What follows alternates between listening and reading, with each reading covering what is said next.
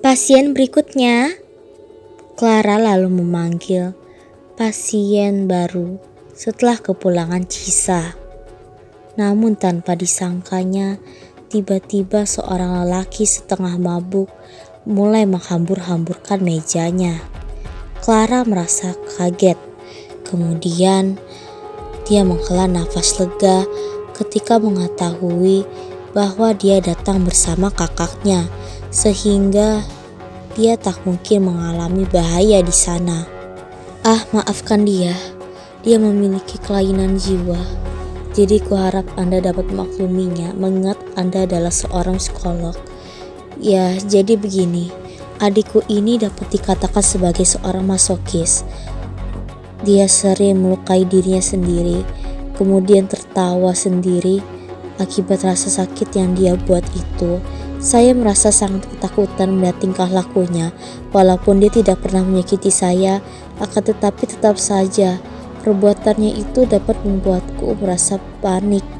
Terkadang aku berusaha menghentikan tingkah lakunya itu, namun sepertinya orang ini tak menurut. Kumohon, lakukanlah sesuatu untuk adikku ini, ucap seorang lelaki bertubuh tinggi yang ada di samping adiknya itu.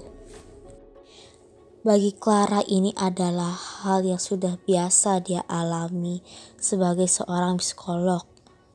Mejanya dihambur-hamburkan oleh orang-orang yang emosinya sudah mulai labil. Jiwanya sudah mulai memberontak. Entah alasan mengapa, dengan berbagai latar hidup mereka yang menyedihkan, Clara dapat memahami dan memaklumi itu semua. Clara mulai menyunggingkan senyum di wajahnya. Kemudian menenangkan kakaknya yang terlihat panik itu. Namun sepertinya senyuman itu tak bertahan lama. Setelah lelaki aneh itu kembali memberontak, kemudian dia mendekati Clara yang sedang terbengong-bengong di depannya. Dia tak memahami apa yang ingin orang itu lakukan. Apa yang akan terjadi padanya, dia tak dapat menduga. Lelaki setengah mabuk itu kembali mendekat, memisahkan jarak di antara dirinya dan Clara. Clara merasa sedikit ketakutan hingga dia terpojok di dinding dan dia tak dapat melakukan apapun lagi di sana. Sedangkan kakaknya masih berusaha menghentikan tindakan aneh yang sedang dilakukan oleh adiknya itu. Clara hanya dapat memaklumi sambil berharap bahwa dia tidak akan melakukan hal yang buruk. Kakak dari lelaki aneh itu mulai menegurnya. Namun sepertinya dia tak mengindahkan teguran itu, lalu kembali menatap Clara dengan tatapan yang membuatnya tak nyaman.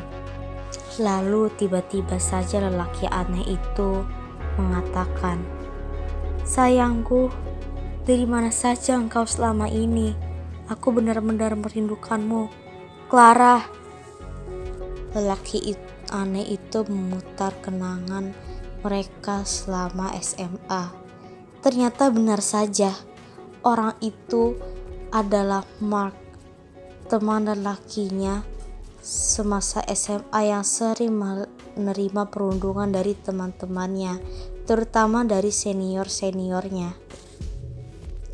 Dahulu, dia pernah menyatakan perasaannya kepada Clara, namun Clara acuh tak acuh terhadapnya. Dia tak pernah mempedulikannya, juga tak mempedulikan perasaannya, hanya karena khawatir apabila dia akan bernasib yang sama jika dia berani coba-coba menjalin hubungan dengan orang itu. Namun sepertinya Mark tidak menyerah untuk mendapatkan sang pujaan hati. Dia tetap berusaha mengejar-ngejar Clara. Namun keadaan orang tua mereka tak mendukung. Dia harus pindah kota lantaran pekerjaan orang tuanya. Sebenarnya dia menolak mentah-mentah ajakan orang tuanya itu. Namun mau tak mau, karena terpaksa dia pun harus mengikuti apa yang dikatakan oleh orang tuanya. Kemudian dia pun pindah kota dan tak pernah lagi terlihat batang hidungnya. Hal itu membuat Clara lega karena tak ada lagi siapapun yang akan mengganggunya saat ini. Walaupun begitu, rupa-rupanya orang-orang yang sering melakukan perundungan padanya mulai merindukannya. Entah mengapa, itu adalah hal yang cukup aneh bagi Clara. Mungkinkah karena mereka tak lagi memiliki objek untuk disakiti? Siapa yang tahu? Namun tanpa disangka, sosok pengganggu yang telah hilang sejak lama itu akhirnya kembali menemui dirinya. Dia pikir orang ini jauh lebih parah daripada yang sebelumnya. Saat itu, Mark hanyalah murid biasa yang sering menerima perundungan dari teman-temannya. Sedangkan Kak Clara sendiri adalah seorang gadis introvert yang sangat sulit untuk didekati. Sehingga tak sedikit pula orang menjauhi dirinya karena pembawaannya yang dikenal ketus, serta sulit sekali rasanya diajak berkomunikasi. Walaupun begitu, dia tetap berusaha untuk menjadi orang yang lebih baik. Dia berusaha berkomunikasi dengan teman-temannya, walaupun terkadang dia melakukan banyak kesalahan. Namun sedikit demi sedikit, akhirnya teman-temannya mulai mendekatinya. Mengapa dia melakukan hal itu? Hal itu tak terlepas dari cita-citanya sebagai seorang psikolog. Orang tuanya sangat menginginkan anak gadis satu-satunya itu menjadi seorang psikolog. Lantaran banyak sekali anggota keluarga mereka yang mengalami gangguan jiwa, sehingga mereka membutuhkan seorang dokter yang dapat mengobati mereka. Mereka memang bisa berobat kepada para psikolog ataupun para psikiater lainnya yang ada di dunia ini. Akan tetapi mungkin hal itu akan mengeluarkan biaya yang cukup mahal. Jadi mereka memutuskan untuk membentuk seorang psikolog saja dari dalam keluarga mereka sendiri. Setelah beberapa tahun berlalu, tanpa terasa waktu begitu cepat, akhirnya impian keluarga kecil pun terwujud. Anak sulung mereka itu berhasil menjadi seorang psikolog. Lalu akhirnya dia mengobati kedua adiknya yang mengenai gangguan jiwa. Mereka berdua mengalami fobia, lebih tepatnya fobia terhadap kegelapan. Entah mengapa, mereka tidak berani menceritakan pengalaman apa yang telah menimpa diri mereka masing-masing. Namun, setelah Clara sudah berhasil menjadi seorang psikolog, akhirnya kedua adiknya itu pun berhasil disembuhkan. Dia telah menangani banyak pasien hingga akhirnya dia harus menghadapi pasien yang menurutnya paling gila di seumur hidupnya. Karena para pasiennya pada umumnya itu tak akan pernah melakukan hal segila ini. Benar sekali. Tak ada seorang pun yang pernah memanggilnya sayang atau panggilan apapun yang membuatnya merasa tak nyaman. Kalaupun ada, paling-paling itu hanya orang-orang yang mengalami gangguan jiwa tingkat akut. Itu pun mereka tak mengenali siapa itu Clara. Clara merasa ketakutan saat ini. Sebenarnya yang paling membuatnya khawatir itu adalah karena Mark sudah mengetahui tempatnya. Jadi sewaktu-waktu bisa saja dia datang kapanpun yang dia inginkan. Oh tidak, sepertinya dia harus pindah dari tempat mengerikan ini. Akan tetapi jika dia ingin melakukan itu, kemanakah dia harus pergi? Dia tak dapat meninggalkan keluarga kecil kesayangannya itu. Jadi mau tak mau, dia harus menghadapi kenyataan yang menyedihkan. Ah tidak, lebih tepatnya menakutkan. Sambil menenangkan adiknya yang setengah gila itu, kakaknya pun mengajak Clara untuk berkonsultasi. Dia mulai menceritakan tingkah laku yang sering dilakukannya, hingga hal-hal aneh yang membuatnya merasa tak nyaman. Mendengar itu, Clara dapat mengerti apa yang dirasakan oleh kakaknya. Lalu dia memintanya untuk selalu bersabar menghadapi orang ini. Walaupun dia sendiri sudah sangat mengetahui betapa sabarnya dia dalam mengasuh adiknya tersebut. Clara pun lalu mengambil sebuah obat penenang jiwa yang digunakan untuk mengobati Mark. Dia berharap kegilaannya itu bisa cepat sembuh. Ya, setidaknya dengan itu dia juga tidak akan terkena mara bahaya yang sewaktu-waktu bisa saja mendatanginya.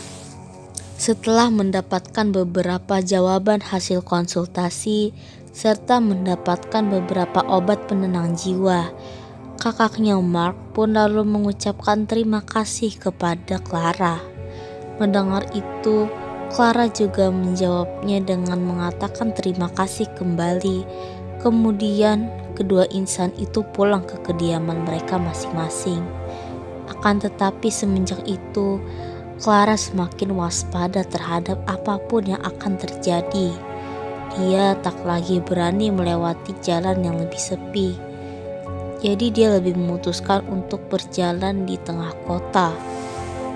Kalaupun orang gila itu masih membuntutinya, setidaknya orang-orang dapat segera menolongnya. Jam dinding telah menunjukkan pukul 7 malam.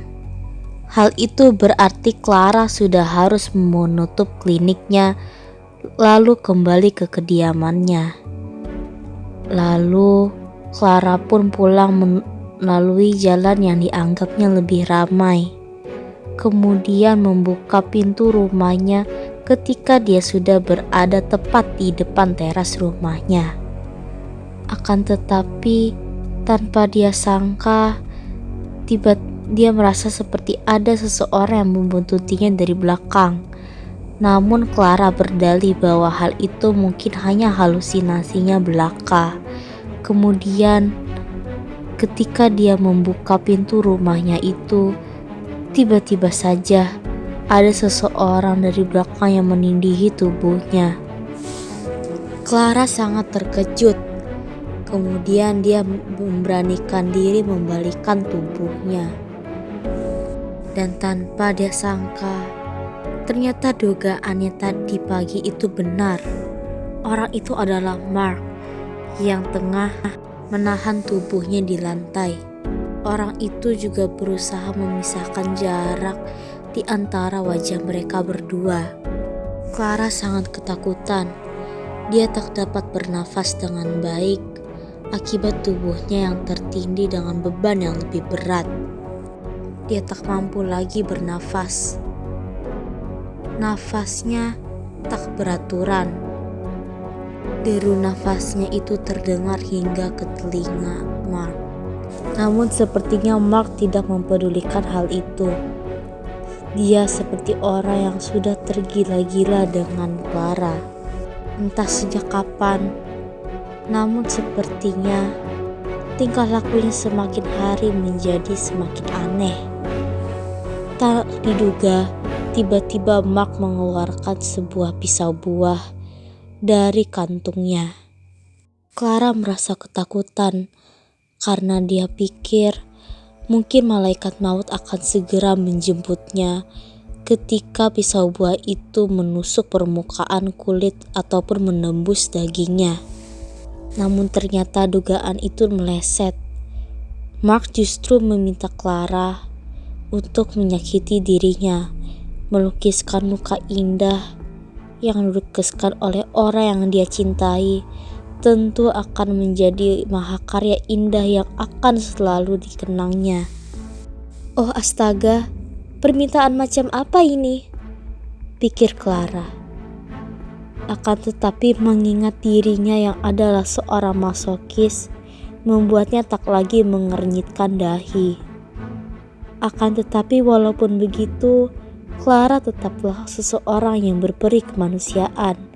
Dia tak tega melakukan hal-hal seperti itu pada orang yang ada di depannya ini, meskipun dia memaksa ataupun mendesak. dia masih tetap merasakan empati padanya. "Oh, ayolah. Kumohon, hanya kali ini saja dokter. Aku bisa saja mengobatinya setibaku dari rumah. Toh, bukankah ini menyenangkan?" ujar Mark kepada Clara yang saat itu masih memandanginya dengan mata yang terbelalak. Sejenak, suasana menjadi hening. Clara mulai berkelahi dengan pikirannya sendiri, antara ingin melakukannya ataupun tidak. Rasa berperi kemanusiaannya dengan perasaan tak nyaman yang menimbulkan dendam itu berkecamuk, kemudian menimbulkan konflik internal dalam dirinya. Lalu dia memutuskan untuk menuruti sisi kemanusiaannya itu dan hanya membiarkan Mark di sana tanpa mempedulikannya sama sekali.